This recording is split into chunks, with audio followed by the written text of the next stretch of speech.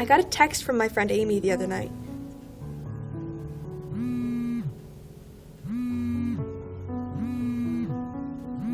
She told me to check out our friend Mike's latest post.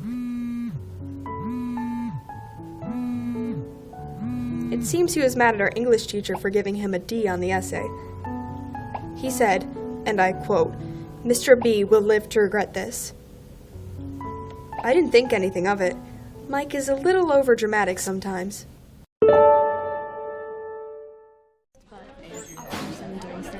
I started my civics homework though. Oh, I didn't even think about that. Hey, Mike.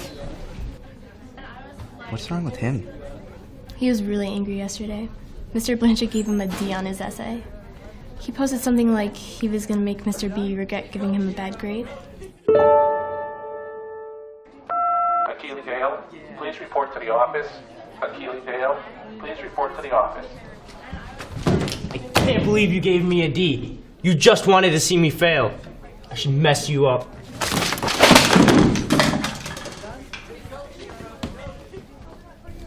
So you saw that Mike posted a threat against Mr. Blanchard, and you didn't say anything? Well, how was I supposed to know that he was going to do something? I thought he was just blowing off steam, you know? Should I have told someone? Should Amy have told somebody at the school? Should I? I mean, you see stuff online all the time. Kids fighting in the hallways or outside the school, students attacking teachers, people getting hurt. Just violent stuff. Why? I guess because people are stressed out, disappointed, or just mad about something. Some kids are teased, or I've seen girls and guys intentionally being excluded. And it can take a toll on you. They're just beat up emotionally. It's not physical violence, but it's still violence, and that can easily turn into physical violence. Threats are emotional violence, too. I've seen kids make threats face-to-face. Lots of times, threats are sent electronically. It can be unnerving, and it's emotional violence. Then I've seen people carry out their threats with physical violence. How do you respond to a threat? If you saw someone post a threat online, would you report it? Do you have a responsibility to report it? Should Amy have reported the threat to an adult in the school?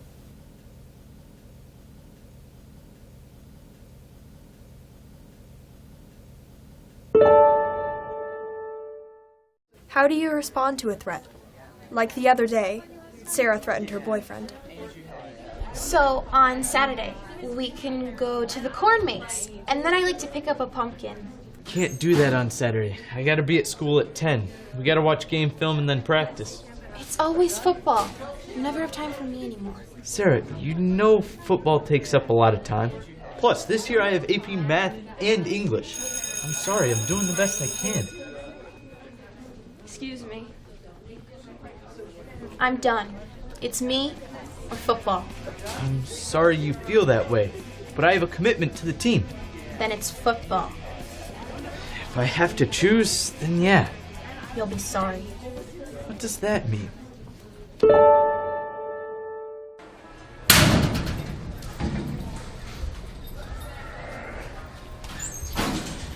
Oh, hey, Sam. Hey. Heard you finally did it. Did what? Broke up with Sarah. Oh, you found out? Everyone knows. What happened? She asked me to choose between her and football. I chose football. Oh, that explains it. Explains what? All these messages she's been sending out. I hate football. I hate football players. I hate the football team. Football destroyed my life. Hey Sam, what'd you say to Sarah, man? She's been saying some pretty messed up things. If I wanted to, I could destroy the football team. What's she gonna do? Blow up the locker room? Nah, it's just like somebody saying I'm gonna kill you about something stupid. It's nothing. Don't worry about it. See you on the field, man. Pretty soon, the whole school knew about it. But was Sarah just expressing her anger? Or did she really intend to do something and act on her threat? Well, like all threats, you have to look at the context. I mean, in the end, nothing happened. The threat was pretty lame, and kind of vague. They call that an indirect threat, which is much different than a direct threat. Should Sam talk to Sarah about the threat? Should someone from the school report her threat to the school administration? Would you take Sarah's threat seriously? What would you do?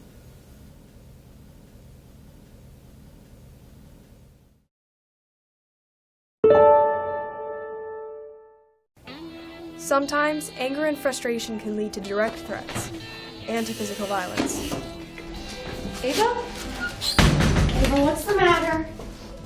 Ava, it's me. There's no one else in here and you can talk to me about this. Ava. I hate Haley. She thinks she's so much better than everybody else. What'd she do now? She's just so mean. She said I gained a few pounds, and that my hair looked ugly and I needed to fix it before the basketball game tonight. How did this girl become your captain? Everybody was afraid not to vote for her. She makes the whole freshman squad cry. Well, did you talk to your coach about this? No. Haley acts so sweet around her. Okay. She's only mean when the coach isn't looking. Okay, well then just talk to the coach about it after the basketball game tonight. I think I need to do something about it myself. Okay. Well, just think about what you want to do. Thanks for listening. I'll think about it.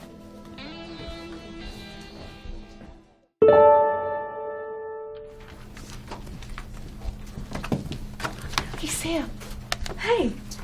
Hey, how you feeling? Great. Michaela reminded me that Haley has a peanut allergy. Yeah, if she's even around peanuts, her face swells up. Once in elementary school, this kid, he brought in a peanut butter sandwich, and her face got all red and swollen. Well, so lots of people have peanut allergies. Don't you get it? Think about it. Everybody has to bring something before the game tonight. And I'm bringing cookies. So I'll get a bunch of different kinds, including peanut butter, and mix them all up. You don't want to do that. Sure she does. We're all sick of Haley pushing us around anyways. She deserves it. Nobody deserves that. Look, you're trying to get this girl sick on purpose. That's just wrong. Well, she makes everybody else feel sick. You can't be serious. Like, please tell me you're joking right now. I thought about it, and it's the perfect plan. Ava, I don't think you thought about this all the way through. People are going to figure out who brought in the cookies, and you're going to get in real deep trouble. How would anybody know? You're intentionally trying to hurt someone. People die from food allergies. That won't happen. Look, are you seriously willing to throw away all of your college and future plans because of Haley? No good is going to come out of this. Look, it's wrong, and I'm not going to let you do it. Are you going to tell on us? Ava really wanted to hurt Haley. She had the intent, the ability, and means to carry it out. That's the definition of a direct threat. But the good thing is that Samantha just didn't stand by and let it happen. It took a lot of guts, but she stood up to her friends. They call that an upstander. Samantha felt responsible to act and tell her friends that what they were planning to do was wrong. Did Samantha do the right thing in standing up to her friends? Should Samantha report Ava's plan to an adult at the school? Would you be able to identify a direct threat? What would you do about it?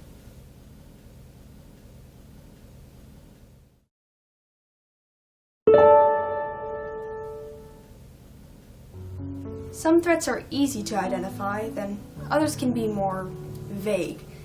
And then how do you deal with that? That's a decision I had to make a couple of weeks ago. It started when I was talking to my friends before second period and this kid walked by. Hey, isn't that Andrew? Yeah, I remember him. He played in band with me in middle school. Yeah, he played on my lacrosse team too. Then he moved away in 8th grade, right? Yeah, he left just after spring break. He looks so different now. Hey, Andrew, is that you? That was kind of weird. Yeah, what was that about? I don't know.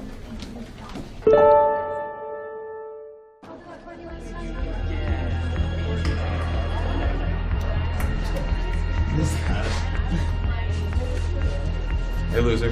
Very clever. What'd you say? You're the tough guy. You're honestly pathetic. Hey, what's going on? Welcoming Andrew back to school. Oh. So I walk into the lab, and James and Sean are ready to punch Andrew. Those idiots pick on everybody. I know. It looked like Andrew's gonna explode on him.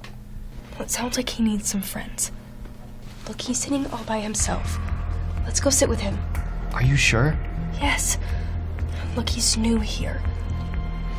He's all alone. Make him feel welcome.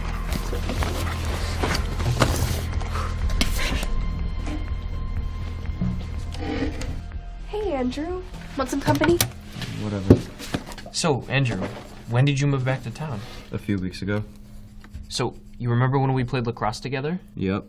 Do you still play the saxophone? Nope. Can I see what you're drawing? I don't like to show people. Alright, well, I gotta go. Oh.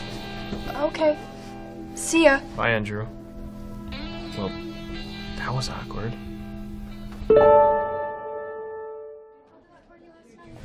Hey, guys. Hey. I have to tell you. I went online last night and I found some stuff that Andrew posted over the past few weeks. Some drawings and photographs. Here.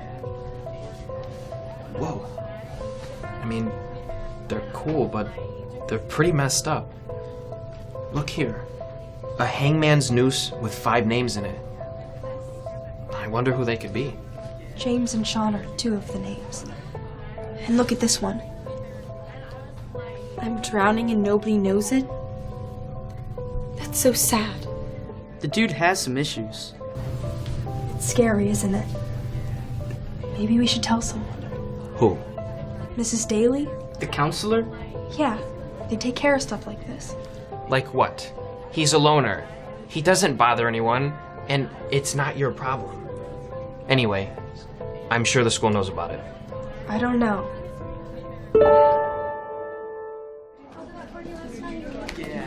Alyssa, you wanted to speak to me. Was this about your classes for next semester? Actually, no. Okay, well, then what can I help you with?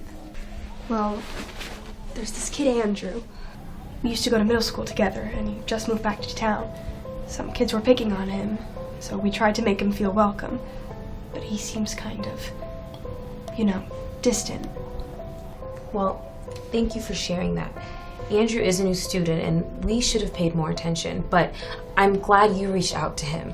It's so important that everyone feels connected to someone in the school, the students and the staff. Oh, and the first time we said hi to him in the hall, he pretended his hand was a gun and fired it at me and my friends. I also found some of his drawings online. I have some of them.